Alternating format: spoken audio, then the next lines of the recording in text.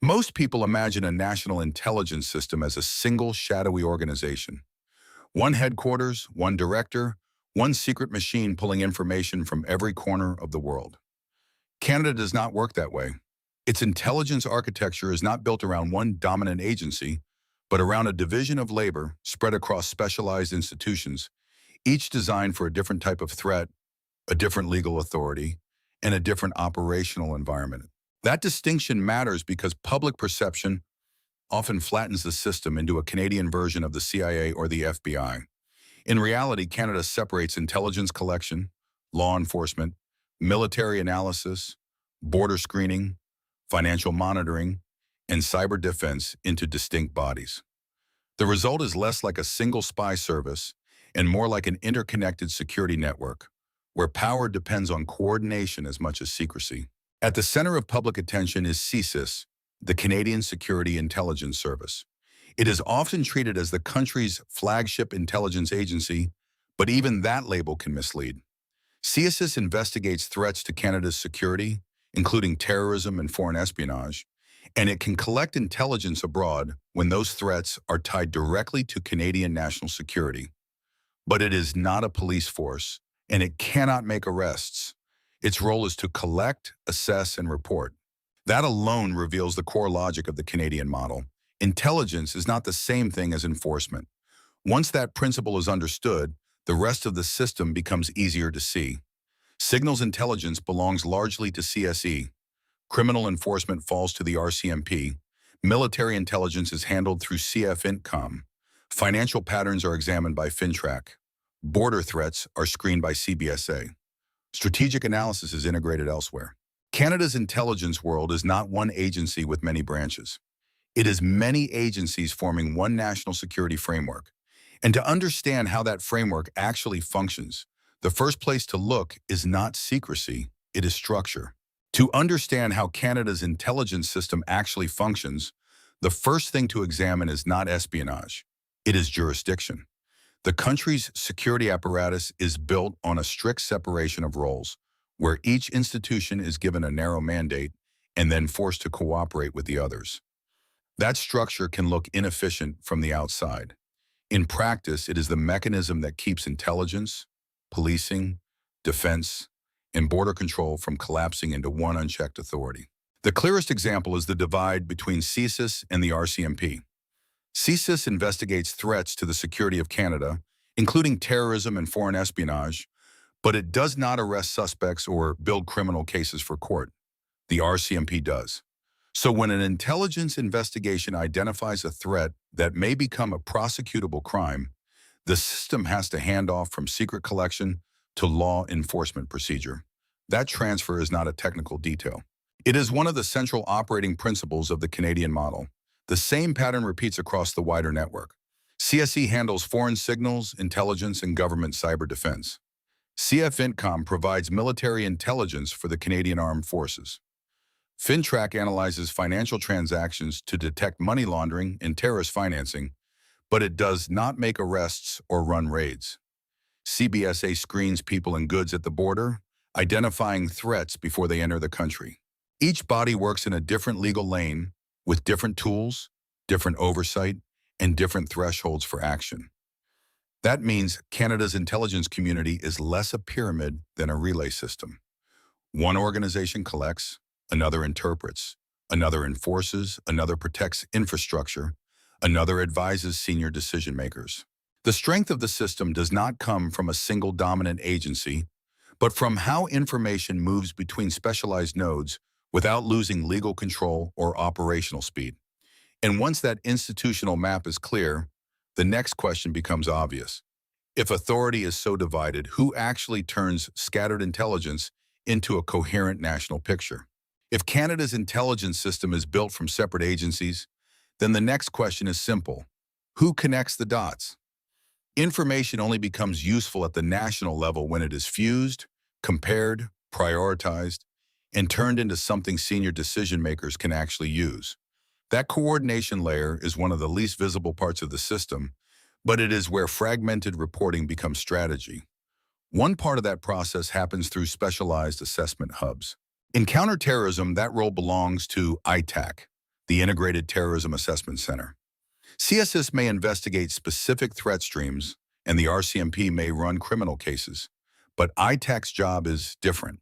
It pulls reporting from multiple departments, combines it with partner information, and produces a single analytical view of the threat environment.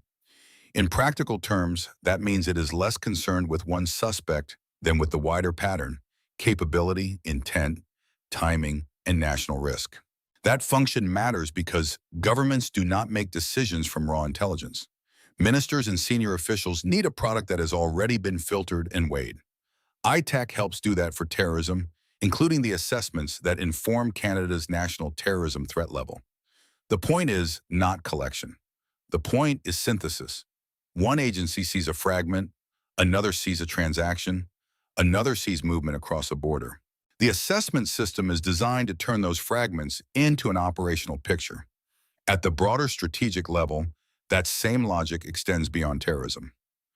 The Intelligence Assessment Secretariat, inside the Privy Council office, receives reporting from across the federal system and integrates it for the Prime Minister and Cabinet. Unlike a collection agency, it does not run sources or intercept communications. Its value comes from assembling an all-source view, reducing institutional blind spots, and presenting intelligence in a form that can guide national decisions. So the Canadian model does not rely on one agency knowing everything. It relies on multiple agencies knowing different things, in a central analytical layer turning those separate insights into policy-grade judgment. But that analytical process depends on one crucial input above all others, the actual collection of intelligence at the source. To understand how Canada gathers intelligence at the source, it helps to separate two very different worlds. One is human and investigative, interviews, surveillance, source handling, and field reporting. The other is technical, intercepted communications, network analysis, and digital infrastructure. Canada splits those functions between agencies on purpose because each method carries different capabilities, limits, and legal authorities. On the human side, the most prominent role belongs to CSIS. Its officers investigate threats to the security of Canada by building long-term cases around people, networks, and foreign state activity. That can involve confidential sources, physical surveillance, records analysis, and liaison reporting from domestic and foreign partners. The service is designed to understand hostile intent before that threat becomes visible in open public space. In other words, it tries to detect patterns early when they still look like fragments. That approach is useful against espionage, extremist mobilization, and foreign interference because these threats rarely announce themselves clearly. They emerge through behavior, unusual contacts, covert tasking, suspicious travel, unexplained funding, or repeated attempts to access sensitive institutions. Human intelligence is valuable here because it gives context. It can explain not just what happened, but why it happened and what might come next. But human collection is only one side of the system. Modern security threats also move through phones, servers, fiber networks, encrypted services, and state cyber infrastructure. That is where technical collection becomes decisive. Canada does not rely on one general-purpose service to do both jobs. It assigns them to different institutions so that field investigation and signals exploitation remain distinct in law and in practice. This division reflects a larger reality of modern intelligence. A suspected foreign operation might begin with a human source, expand through digital monitoring, and end with an assessment built from both. No single method is enough on its own. Human reporting provides texture. Technical collection provides scale. Together, they form the raw material from which national security judgments are made. And once the system moves from people to signals, the center of gravity shifts away from case officers and toward one of the most technically powerful institutions in the Canadian state. The most technically powerful part of Canada's intelligence system is not the service most people recognize. It is CSE, the Communications Security Establishment, a highly specialized organization built around signals intelligence and cyber operations. If CSIS is designed to understand threats through investigation, CSEA is designed to understand them through data, communications, networks, digital systems, and the electronic traces that modern states, groups, and individuals leave behind. Its role begins with foreign signals intelligence. That means collecting and analyzing electronic communications or other foreign signals in order to produce intelligence for the government of Canada. In practical terms, this can involve tracking hostile state activity, monitoring geopolitical crises, identifying cyber actors, or mapping the digital infrastructure behind foreign threats. The focus is external. CSE is not a domestic police body, and its legal framework is built around foreign intelligence and the protection of Canadian systems. That second mission is just as important as the first. CSE is also responsible for helping defend federal government networks and critical digital infrastructure against cyber attack. In the modern security environment, that makes it both an intelligence agency and a defensive technical authority. A foreign intrusion campaign is not just an IT problem. It can be espionage, coercion, disruption, or prepositioning for a future crisis. So cyber defense and intelligence collection increasingly overlap. This is where the mechanics of modern intelligence become clear. A hostile government may never send an officer across a border.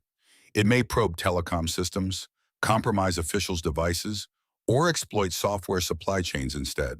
CSE exists because the battlefield of national security now includes undersea cables, cloud architecture, malware signatures, and network telemetry.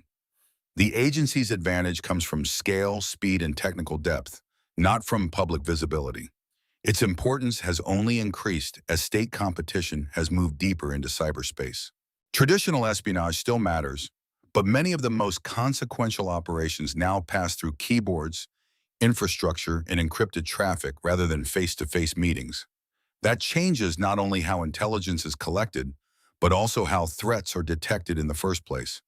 But even the strongest technical collection is only one part of the picture, because national security does not operate only in cyberspace. It also has to function inside the armed forces, where intelligence supports military planning, deployments, and operations in real time. Military intelligence follows a different logic from civilian intelligence. Its purpose is not simply to understand threats in the abstract, but to support commanders making decisions under operational pressure.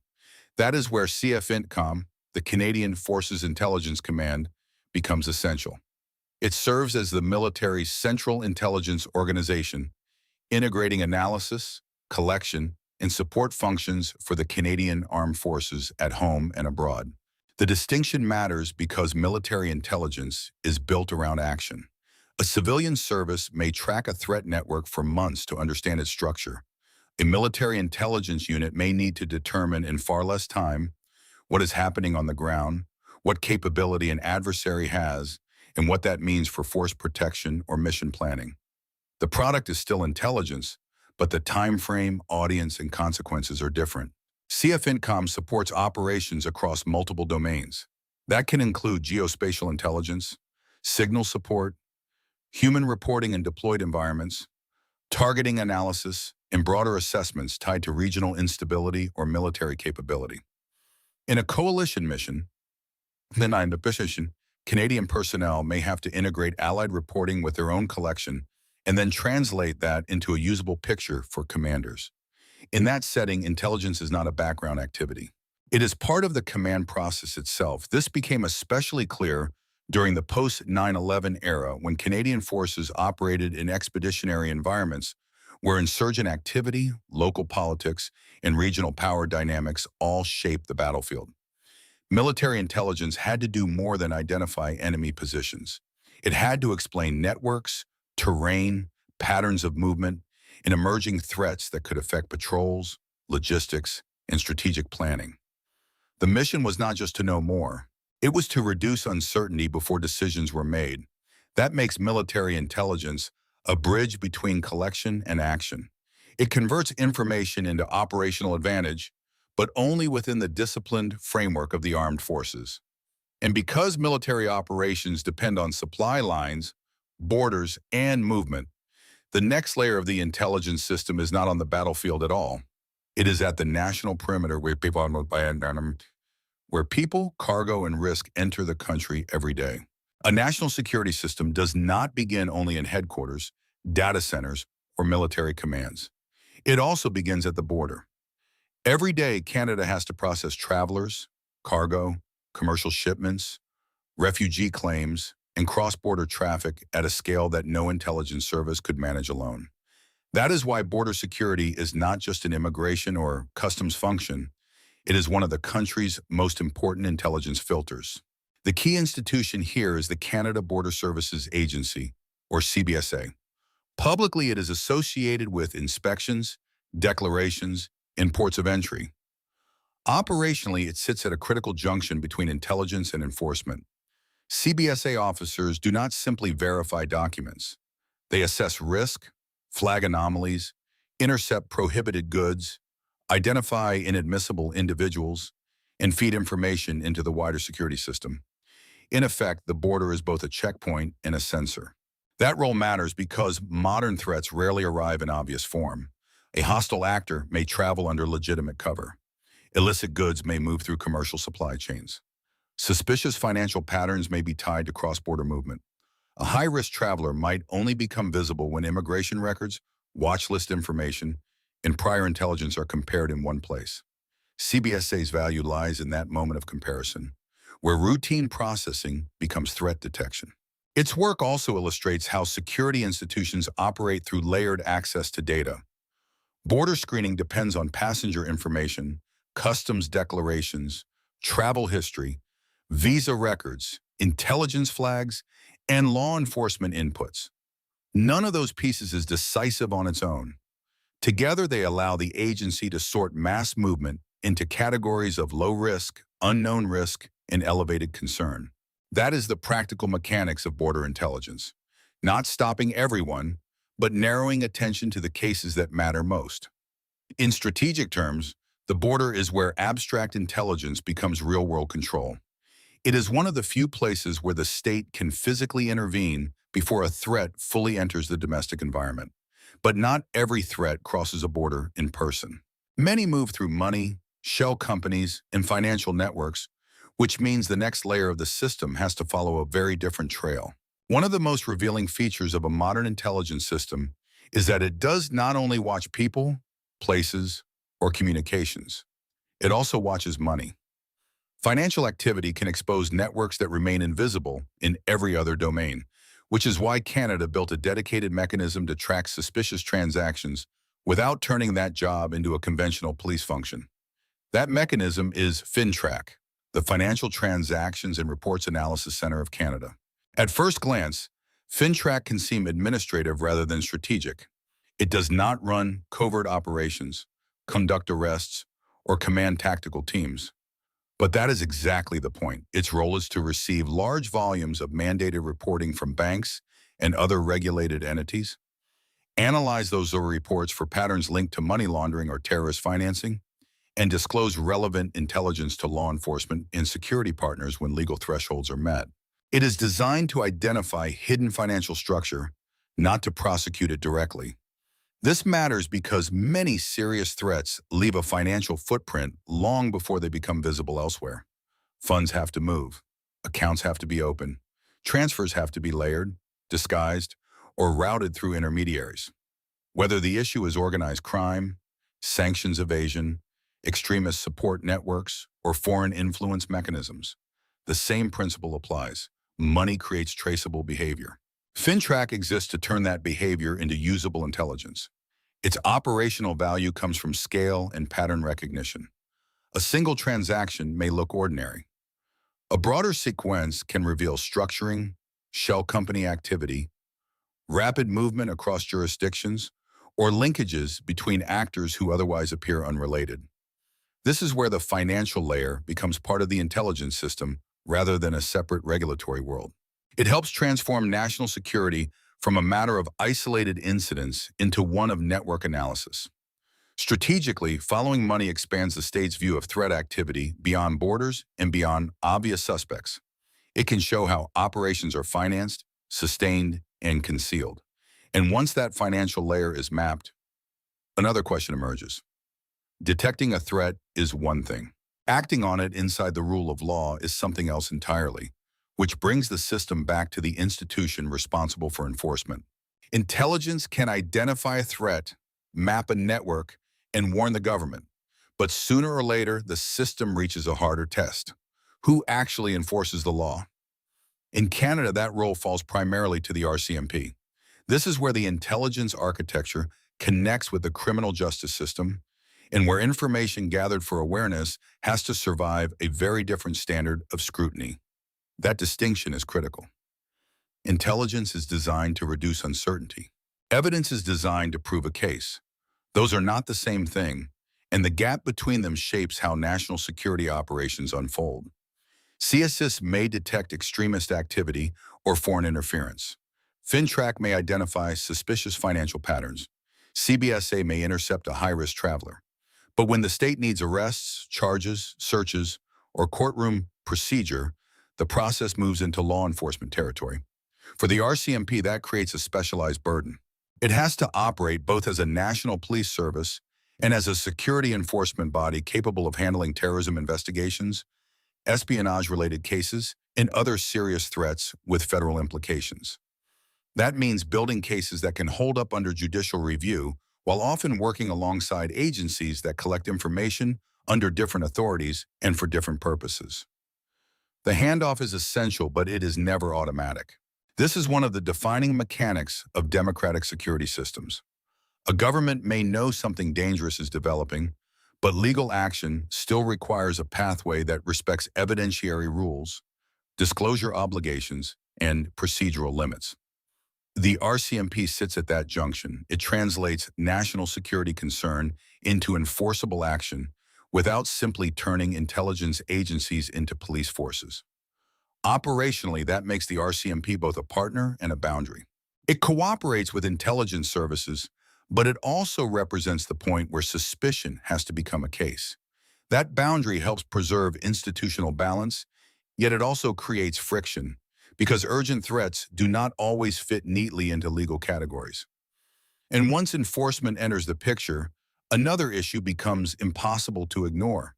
If these agencies hold powerful tools and sensitive information, who makes sure the system itself stays under control?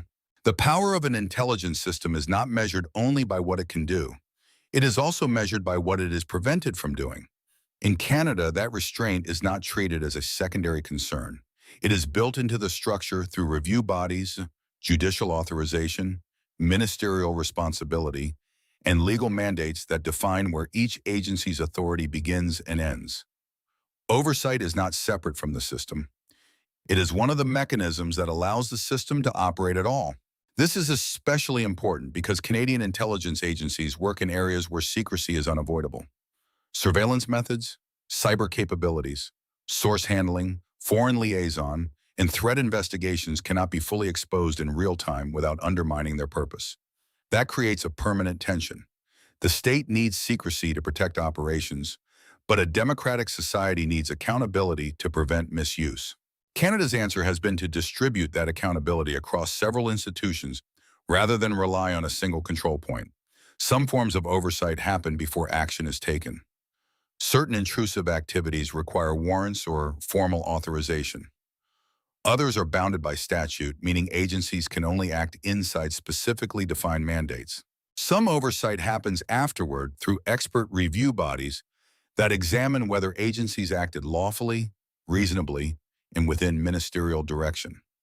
In other words, the system is not meant to run on blind trust. It runs on compartmented authority followed by structured review. That design matters in practical terms. A service that investigates threats cannot simply assume broader powers because a case feels urgent.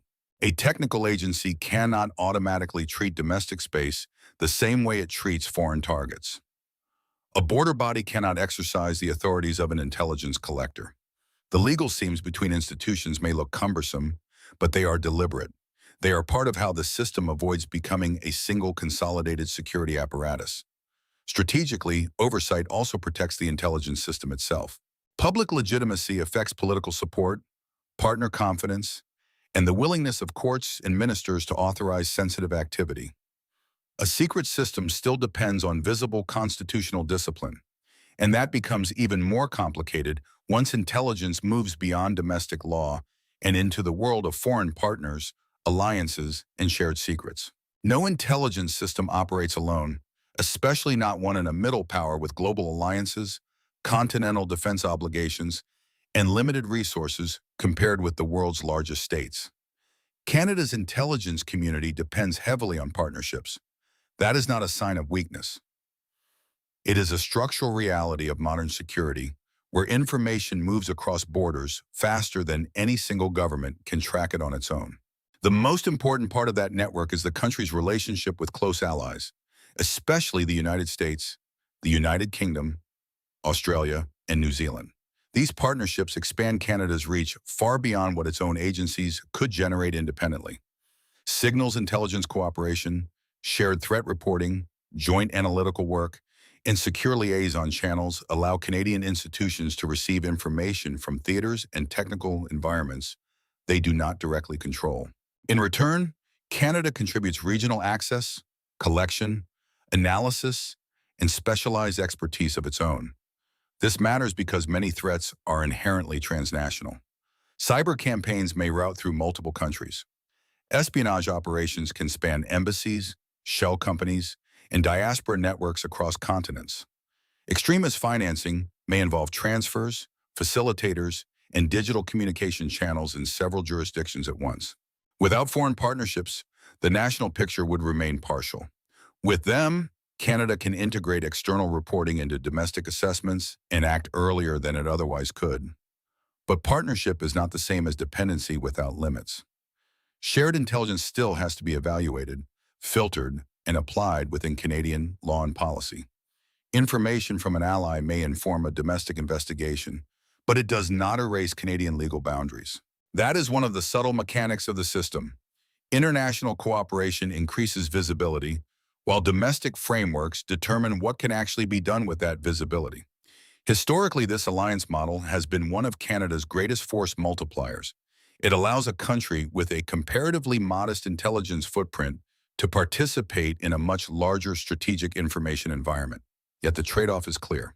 The more intelligence depends on foreign sharing, the more important it becomes to protect infrastructure, secrets, and interoperability at home. And that pushes the system into its next challenge, surviving in an era where cyber conflict, digital dependence, and foreign interference are reshaping the meaning of national security itself. For much of the 20th century, intelligence was associated with familiar images: intercepted radio traffic, human sources, secure files, and foreign operatives working in physical space. That world still exists, but Canada's intelligence system now operates in a much broader threat environment. Cyber intrusion, infrastructure sabotage, online influence campaigns, data theft, and transnational digital coordination have changed not just the targets of intelligence, but the operating model of the agencies themselves. This shift is important because digital threats blur old institutional boundaries.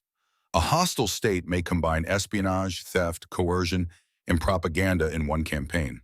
A cyber operation aimed at government systems can also affect public trust, critical services, and diplomatic stability. A foreign influence-ish effort may involve online narrative, covert intermediaries, financial support, and targeted pressure against communities or institutions. These are not isolated events. They are layered operations, and they require Canada's security system to think in networks rather than categories. That is why coordination between agencies has become more important over time, not less. CSE may detect hostile cyber behavior.